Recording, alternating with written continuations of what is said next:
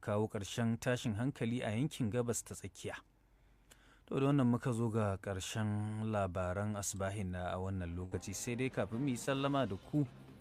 Kun ji cewa jami'an hukumar kashe gobara na Kano sun yi nasarar kashe gobarar da ta tashi a kasuwar kantin kwari a daren jiya.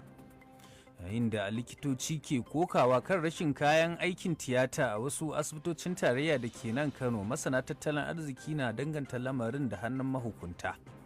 Kun ji cewa gwamnatin tarayya za ta kwaso 'yan kasar nan da wato daga Lebanon saboda faɗan da ake gwabzawa a gabas ta tsakiya tsakanin Isra'ila da ƙungiyar Hamas.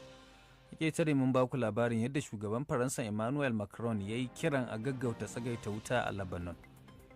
A madadin dukkanin waɗanda suka tallafa labaran ya kammala, musamman Faisal Abdullahi Bila, Shehu Musman Salu ke fatan za ku sake tarban mai idan an jima da karfe 7 inda za mu dawo a cikin cikakkun labaran safe.